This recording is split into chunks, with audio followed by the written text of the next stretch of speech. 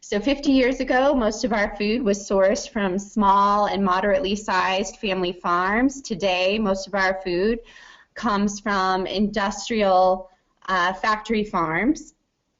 These changes have come at enormous cost to the farmers, the land, but also to the animals. So once upon a time, farm animals were raised. Now they are referred to as production units on these factory farms. Many animals spend their lives in confinement systems that deprive them of any natural behaviors. So as people of faith, we must grapple with these questions around food. When we take a living, thinking, sensitive creature that was created by God with its own mandate here on earth, and we deprive it of all of its natural instincts, we try to turn these animals into machines, and in an effort to squeeze a little bit more money out of them. And so we have to ask ourselves, what is the consequence for us? Who is becoming the machine at the end? And what does this mean for our souls? Many faith leaders recognize that there are considerable moral dilemmas surrounding our food production system. Bishops, both Catholic and Protestant, have spoken out clearly against industrial agriculture. They've cited the devastation to rural economies, but also the consequence to the environment and, of course, the animals. Many of you are familiar with Laudato Si. It's the Pope's recently released encyclical where he has some very strong language about what our role as stewards are, and he also talks about industrial agriculture and what this means for the animals. These faith leaders speak out against factory farming because this form of agriculture violates our mandate to be stewards of creation and the sacred relationship between the farmer, the land, and his animals. Our faith traditions remind us to give thanks. We bow our heads before a meal and we say grace, and we offer gratitude for the animal that was sacrificed. We are grateful for the farmer that brought the food to our table, but is that enough? Should we be doing more? What can we as people of faith do to counter this system of agriculture that's put in place to bring cheap meat to our table, regardless of the consequence? So I'm so delighted to have this panel here today. Each individual on this panel offers a unique perspective.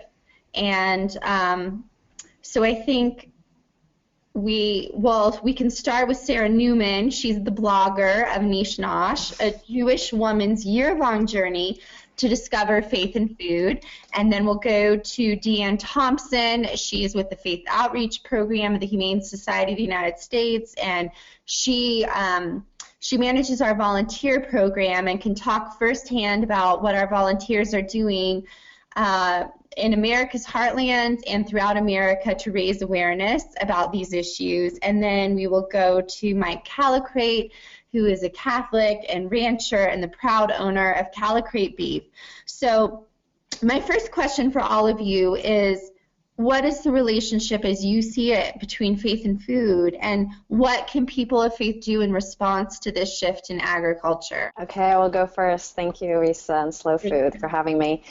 So I always ask, is this food worthy of a blessing? So in Judaism, before you eat any food, there's a specific blessing for each type of food, whether it's a grain or a fruit or a vegetable grown in the earth or meat. And I strongly believe that there is a disconnect between what people are eating and perhaps saying a blessing over and what the intention is of that blessing.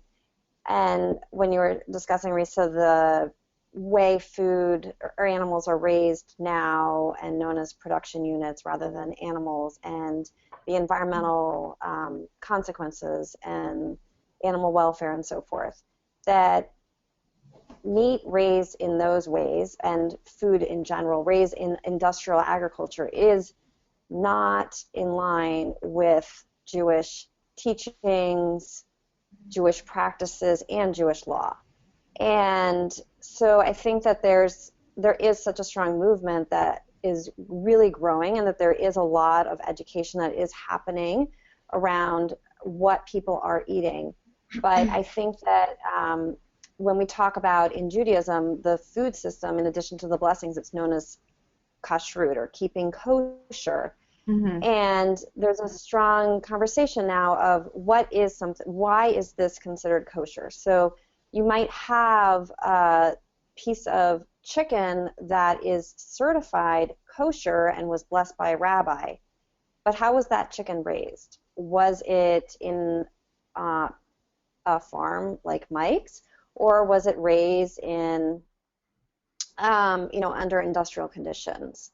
And unfortunately, more likely than not, it was probably raised under industrial conditions. And the fact that these foods are still given a certification of being kosher, that they're served in homes and in synagogues and in schools, I think reflects the opportunities and challenges at the same time that we have to really look at how are we eating and literally embodying foods that are intended to be acts of, or moments of opportunity to perform religious acts that are protecting God's creation, or are these acts that are supposed to protect God's creation but actually not because of how they're raised? Great, thank you, Sarah. That's very insightful. And one question I have for you, and I know within Judaism, this conversation is going on very strongly right now from all the different traditions.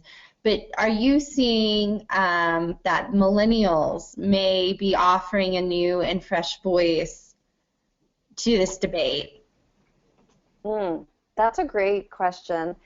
And I know that, for example, there's a wonderful organization called Chazon, which has been doing some outreach to Jewish day camps. And there's a lot of work that's being done with, in schools and so forth. And so I think that in addition, there is greater awareness, I guess you could say. I don't have the data, but in terms of millennials, in terms of their food choices and their awareness and understanding, whether it's, schools having gardens, things like that. So I think that, yes, young people really do have more of an opportunity. And I think also there has been a lot of conversations about this in rabbinical schools, which has also been a really important place for a new generation of rabbis to not only discuss it in their studies in rabbinical school, but then to be able to take what they've learned and practiced and be able to then continue that in their positions, whether it's congregations or schools. Great. Yes, HSUS has been working with Hazon on the outreach, and it's a very important and rewarding part of our program to see how well received that's been. Okay, I guess we can go to the next panelist, and then we'll Deanne, are you ready to go? Hi, everyone. So I'll just kind of give an overview of what we do in faith outreach in answer to the question of kind of what we're doing to engage people of faith. And as Reasa mentioned, we engage all people of faith on animal protection issues, including factory farming, which is really what we're talking about today. And due to the tremendous suffering that factory farms inflict upon our fellow creatures, this is an area where we really encourage all people of faith to be good stewards and to really start considering more compassionate alternatives, as well as really start thinking about animals in their ministry efforts, and that when we meet the needs of the communities, we need to include the needs of the animals as well. So this happens across the country in churches, in synagogues, in temples, at campuses and organizations that are faith-based, universities, and the like.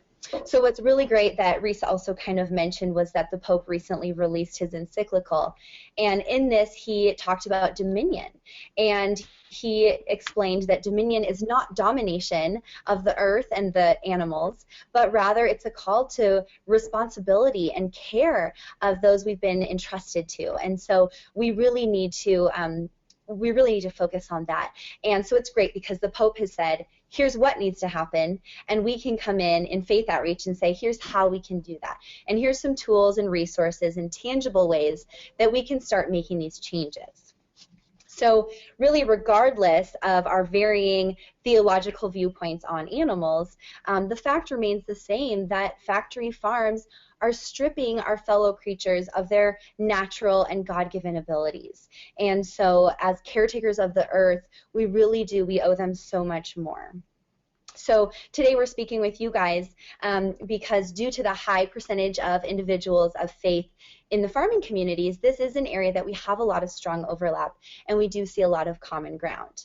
So what I do is manage the faith outreach volunteers as well as help build partnerships. And we currently have more than 60 nationwide active volunteers in our faith outreach program and more than 300 faith allies. So these are people on the ground in their communities, and they're encouraging people to in different ways. So it could mean maybe their church is having a community function, and they could say, hey, let's make sure that we have vegan and vegetarian options available so that everyone feels included. It could mean maybe they're having a bake sale, and let's consider the way that these animals are being treated and the way they're living, and let's have at least cage-free eggs or maybe free-range eggs in the items, or have dairy-free baked goods. It could mean planting a church garden, or a lot of churches now they're creating these teams, so green teams or creation care teams, and this is a really great foot in the door for us. And these teams focus a lot on environmental issues, on climate change and energy, and so we can step in and say, hey, let's start integrating animals into this conversation as well, and really including animals in these outreach efforts. So that's another way. We could have volunteers do a cooking demo, maybe with one of our Meatless Monday recipes, and show the congregation how delicious the food is. And also supporting local and humane agriculture. So the church can join a CSA or a co-op, maybe attend farmers markets or host a farmers market. So those are all some really great ways that they can bring this issue to light. We also always encourage the utilization of the 3 R's. So this is reduce, replace, and refine. So reducing your animal products, replacing them with plant-based products, and refining them. So when you're buying these products, making sure it's from sources that adhere to higher animal welfare standards. And we know that this works. The more that we buy, the more they supply. And so we really do need to check labels and make sure that it has a label about higher animal welfare standards, that we're researching these companies and making sure that this isn't just marketing, that this is true. Going directly to the farmers, going directly to farmers markets who are raising their animals more humanely. These are all things that we need to do as responsible stewards. And this is also something that the Pope addressed in his encyclical.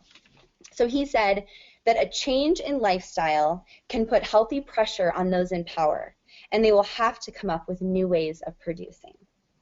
So this is something that Mike will most likely be discussing more in detail after me. But another way is that you can approach our agriculture councils. So this is something that we've established, and it's because we support farmers and ranchers who give proper care and ethical care and treatment to their animals.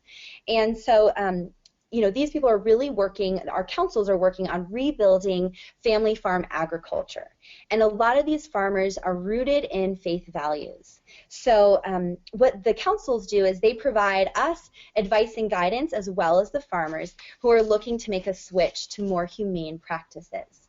And when we highlight these farms who are exemplifying the best practices, the best way of raising animals, and when we're connecting them with the market, we're really starting to be able to create a more humane economy and honoring God's creation in that way. So at HSUS, we are a big tent. We're a mainstream organization. So we want to protect and we want to increase the welfare standards for all animals. So when we partner with farmers and ranchers and people of faith, we find common ground. We're able to start doing that, and we're able to start really improving the way these animals are being raised. So we've also found that consumers really do care about the way their animals are treated. So when we're moving towards these efforts, we're not only helping animals, we're helping the consumers, we're helping the ranchers, and we're helping the farmers. So really, when we all work together, it's a win. So we do have a couple of free resources available that really do address the industrialized agriculture issue.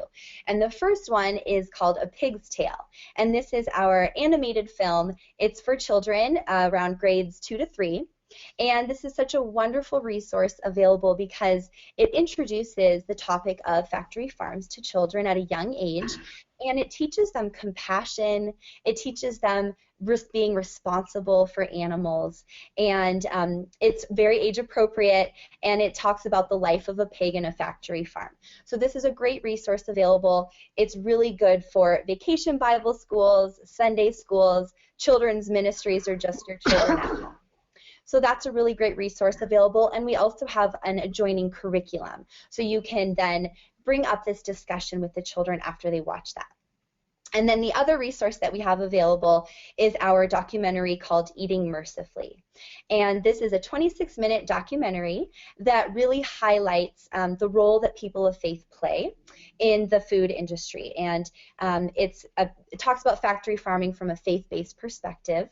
It debuted at the Washington National Cathedral, and since then it has been shown across the country in churches and synagogues, and it's been shown in temples and universities and living rooms and Bible studies alike. So this is a wonderful resource to talk about where our food comes from and how, as people of faith, we can reflect on these food choices. What's so encouraging, too, about Eating Mercifully is this is the most ordered resource from HSUS.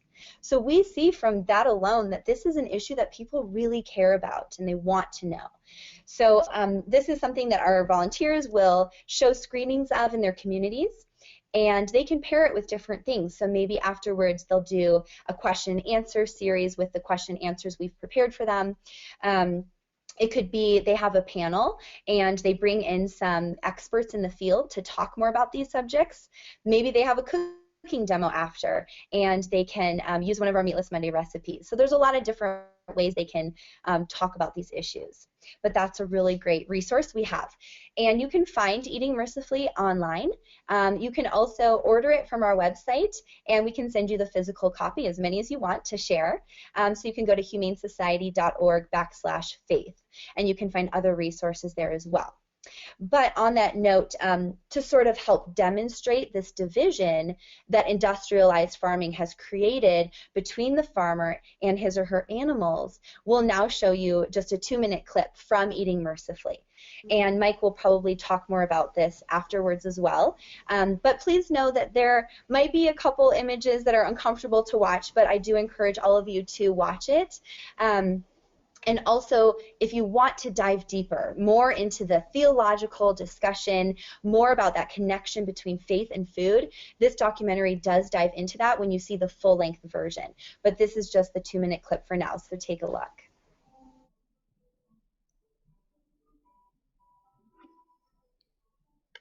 I don't think the typical American has the lifestyle from how it's produced. Up until about 1960, the farmer raised several different crops. And they raised some cattle, they raised some pigs, and they raised some chickens. A good farmer was known for his husbandry. The farmer was much more interactive in the lives of the animals they were raising. There was more natural setting, more grazing on grass. Hogs would root out in the field naturally. That production model's changed. Over 90% of the meat that you buy in a grocery store in this country is meat that has come from what were called confined animal feeding operations, or factory farms. Those are animals that have been raised and have lived a very short life in very intensive population conditions. It's the only way we can produce as much meat as we're consuming. We're consuming meat ourselves in ways that were require us to raise animals for meat in totally inhumane conditions. The examples of mistreatment of animals, like dragging down cattle into a slaughter facility or moving the front-end loader, it's a symptom of the industrial model. It's a separation of the farmer from close, intimate understanding contact of the animal, and you're treating it more like a commodity, more like a production unit instead of a living animal. That is what's at the heart of the industrial system as far as animal welfare is concerned. It's okay to jam them in a cage if they can't move, because they're just a production unit. It's got to produce more production.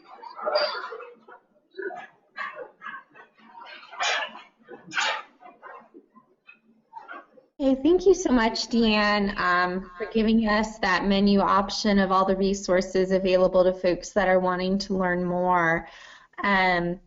So now we're going to hand things over to Mike, and Mike is our rancher, and he's going to talk a little bit about eating as a moral choice. So thanks, Mike.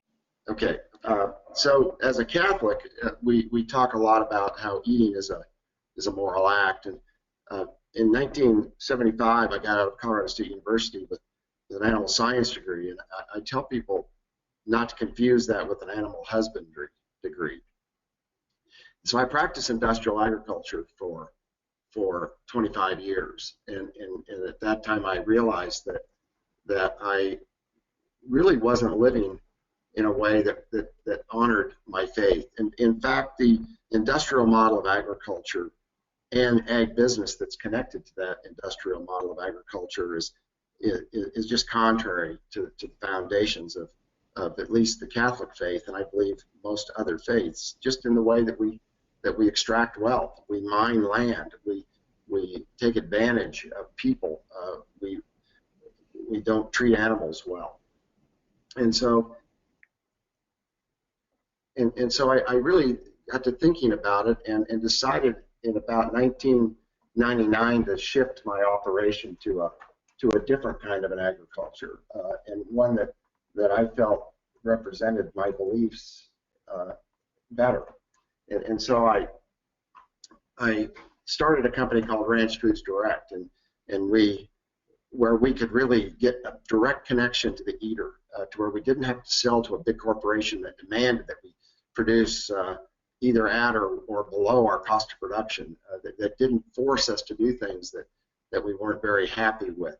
And so I've been on this journey now for about 15 years of trying to really create the alternative food system, the food system that's more directly connected to the eater and that is more local and regional.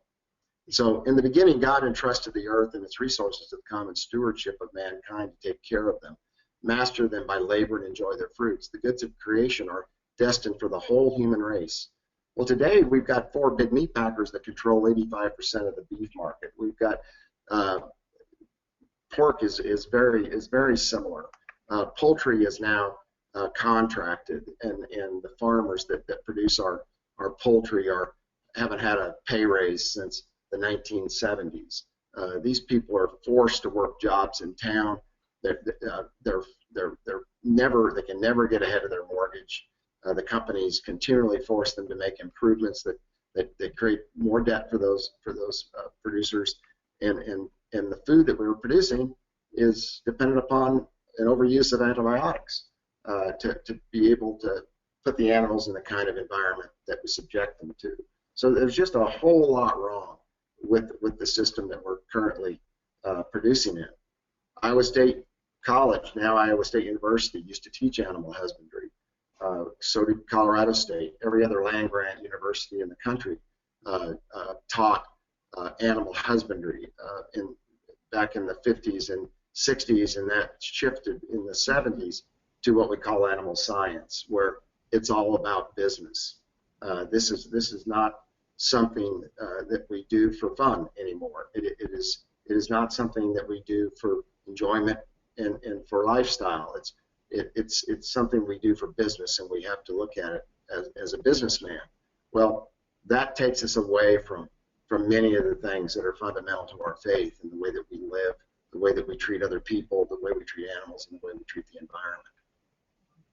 I love St. Francis, and I love the Pope, and I'm so happy that he took on that name, St. Francis. Of course, I live in St. Francis, Kansas, so there's a lot of fun, a lot of things that are connected here. But St. Francis said, if you have men who will exclude any of God's creatures from the shelter of compassion and pity, you'll have men who deal likewise with their fellow men. We see this in the hogs that you just saw, that we just showed in many of the videos that come out of these hog factories, and the way people are treating these hogs.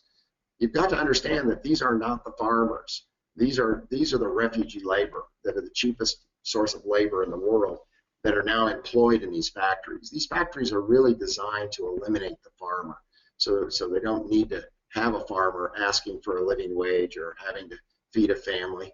And every aspect of industrial agriculture, from the production of the livestock through the processing and distribution of the product, is now seeking out the very cheapest labor that they can find in the world. And so basically it's refugees of all kinds, either economic refugees or war refugees, that are providing this labor. The more we mistreat those people, the more that anger, that frustration, that hopelessness and helplessness is really transferred to the animal. And so that they have no other outlets. They become angry, and they don't provide good care for these animals. And it's just the basic structure of the way that industry is set up. On the right here, you see the modern industrial production where animals are in cages. On the left is Callicrate Cattle Company, some of our hogs, and they're outside. They've got good shelter. They've got deep bedding. They're very happy. If the weather gets bad, they've got a place to get inside. But we've gone a step farther. We actually process these animals right there where they are with a mobile slaughter unit. And so if I could do more, I would. I can't think of anything else that I could do to make an animal's life better and meet quality any higher. Our workers are involved. They really enjoy their work. They're paid living wages. Our whole objective is to build better communities and to provide better food for people with that more direct connection from farm to plate. And so for a person to be a serf in a more humane hog factory is not the answer for man, pig, or eater. We cannot make these animal factories really more humane. They're gonna talk about it. They're gonna say they're going cage free. They're gonna say they're going antibiotic free. They're gonna say they're gonna go to group housing. These are all just promises. The problem is their business models will not allow them to do a whole lot different than what they're currently doing. And I think Smithfield probably got that message and thought selling to the Chinese was a good idea at the time, because the fact is consumers really are starting to collaborate. They really are starting to gain a better understanding of where their food comes from, and they really don't like what they see in an industrial agriculture. And so I think these companies are going to have a really big challenge to maintain their current methods of production and still be able to sell their food. Family farmers want to be good stewards, but they need the income that a fair, open, and competitive market provides. They deserve a fair share of the food dollar. This is not possible today in our industrial agribusiness model. These big companies are taking too much. We've got Wall Street-based companies that I think, based upon their demands for profit, their fiduciary duty to shareholders to maximize returns, simply cannot deliver the humane type of a product that's raised with good stewardship and husbandry. I just don't think it's possible. We see companies like Chipotle who there's no company out there that's got a better marketing message, but I would argue that there's no company whose operations are further from that message that Chipotle promotes around the world.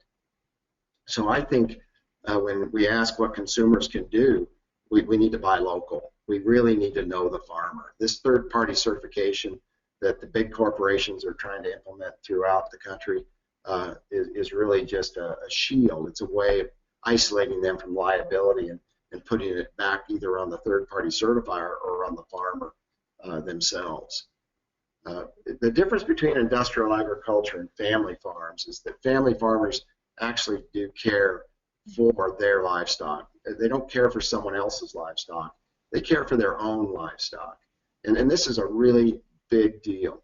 When a farmer owns his livestock and he owns his land and he's set up and he's able to feed the production from that land to his livestock and that manure go back to the land, we've just accomplished so much. We've got the good stewardship of the land, receiving the manure, the soil fertility being improved. It's a great place for that family to live and take care of everything there in their place and become better members of their community. But they've got to have a fair share of what consumers spend for food. So we do have to address the concentration and consolidation issues. And honestly, I think we have to break up Walmart. We have to break up a bunch of these big companies that have got too much market power and are now searching the world for food rather than buying local food. Joe Maxwell, a good friend, a longtime friend, is a pig farmer, and I love what he says about himself. He says, "I raise hogs, I don't produce pork." And what people like Joe and myself and many others that are still around producing these livestock, we need market access. I'm lucky and very fortunate that I've got Range Foods Direct, so I'm able to sell into the Colorado Springs market directly the livestock that I produce. But most people don't have that benefit. And I think as communities, we need to build more support, more infrastructure, so that local producers can get access to market. We need to make it to where these producers actually have an advantage over industrial ag. So I think consumers need to develop a better understanding. They need to understand that labeling overall is very deceptive. The FTC took a vacation back when Ronald Reagan was president with that whole deregulation mentality. And I think you've got to understand that labels honestly don't say don't mean oftentimes what they say. And so the importance of collaboration, I think, is big. I love it that the Humane Society is out there supporting family farm agriculture. We throw faith groups into this project as well, and all of a sudden you've got a fairly large collaboration. Understand, too, though, that the farm groups, the old traditional farm groups, like the National Cattlemen's Beef Association, the National Pork Producers, they are fighting back. The United States Farmers and Ranchers Alliance, the Global Roundtable for Sustainable Beef, these are all big, massive, well-funded organizations that are trying to make themselves look good to consumers. And they are not family farm agriculture. They in fact, represent the continuation of the industrial model. And just to give you an example of how powerful these groups are, over 90% of Americans want to know where their food comes from. We've got a law that's been on the books now for several years called Country of Origin Labeling that tells us where our beef and pork and poultry come from. These big corporations, through the WTO, the World Trade Organization, have been able to find this country of origin label to be illegal based on the WTO rules. Congress, under the control of these big corporations, and Wall Street is making an effort today to repeal country of origin labeling. It's something that over 90% of consumers want, and the government is acting contrary to that desire of our citizens who want to know where their food comes from. So we've got a lot of work to do. We've got to take our government back. We've got to make a shift from becoming aggressive, price shopping consumers to more aware and more caring citizens. Thank you. Thank you so much, Mike. That was very enlightening, and I think you speak to a lot of issues. One question I have for you, I'm a mother of a 3- and 5-year-old, and obviously cost is a big consideration when I'm making food purchases, and I found that going back and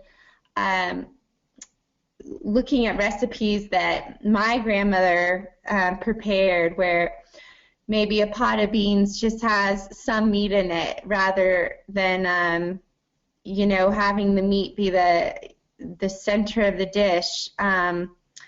There's a lot of wisdom from previous generations in how to stretch dollars so you can invest them more wisely in farmers like yourselves.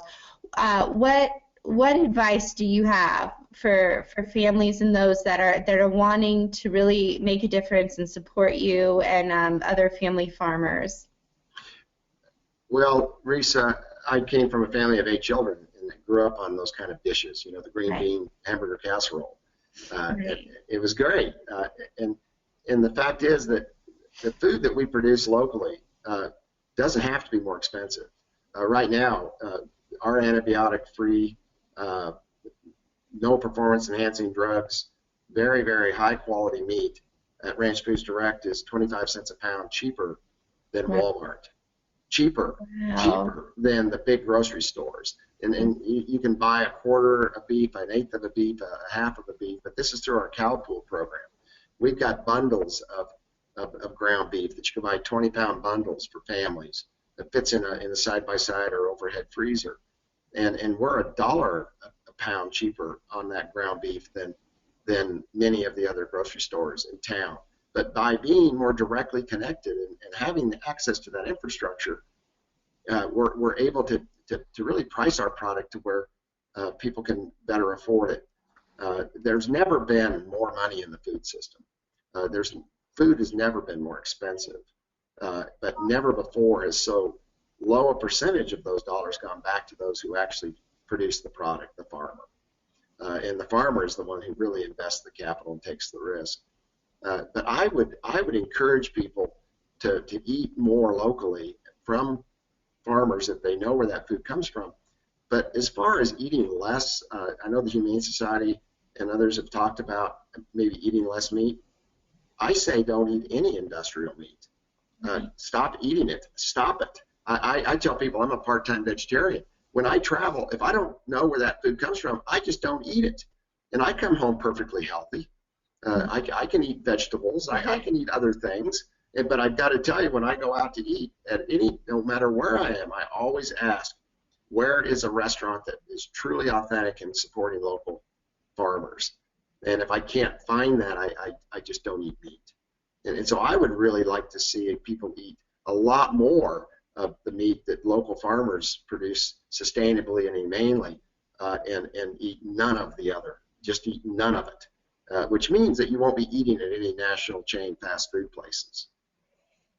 Right, and yes, well, I think it's a win-win. It's a win for our health. It's a win for the farmers. It's a win for the animals. So it just requires, as I've experienced, we've all experienced some planning beforehand. To when you're traveling with your family, planning a little bit, knowing where you're going to eat, or packing something. So that's a wonderful point. So thank you, Mike. Sarah, I just have a quick question going back to what you were saying. I'm very curious, what inspired you to undertake this journey? Exploring. Is that for Sarah? Yes, for Sarah. Okay, thanks. Sure. So just to give a little background on what I'm doing is I read the weekly Torah portion, which is it's a scroll, so go week by week. We're getting towards the end. So I read it each week, and I learn and study.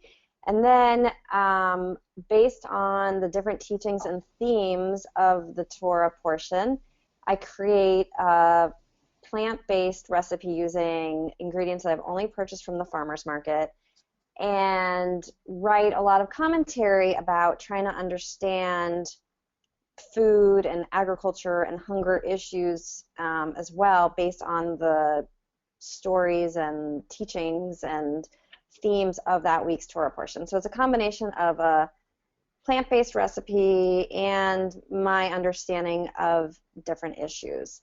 And it's interesting because this week's Torah portion, there's 2 parallel stories or teachings. One is about keeping kosher and types of meat that can be eaten, and then another is about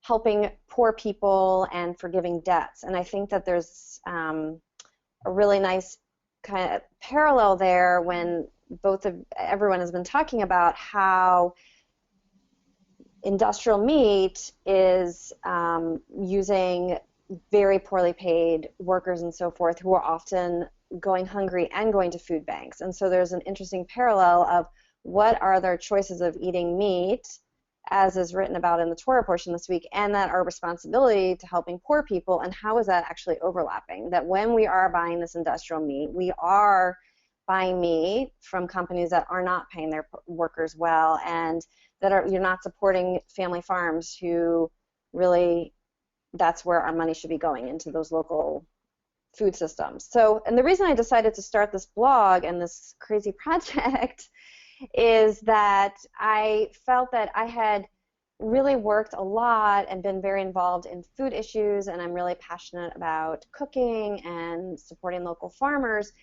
And I had worked on these issues a bit through a Jewish lens, but I had never really fully delved into the teachings and had never really understood what does my faith teach me about these issues, and that I didn't have the really strong theological underpinnings for it. And I had never sat and studied the Torah on a weekly basis in this way. And so I decided, well, I'm going to do that, and I decided to start it at the Jewish New Year, which was last September. And then I also felt I need to be able to translate and understand it in a way that resonates with me, which is food, hence the recipes. And I also wanted to really make a statement about the food that I was preparing, in that I wanted it to be seasonal and local, and really use it as a way also to highlight local farmers and farmers markets that I frequent, and be able to really combine all of these passions together. Great. Well, thank you, and I hope that I hope the listeners and viewers here today will check out your blog. It's so beautiful and unique, and it's just such a pleasure. Neesh, Nosh. So thanks, Sarah. I think, Megan, do we have a question from? Yes, we do. Let me just unmute myself. This is a question for the panel.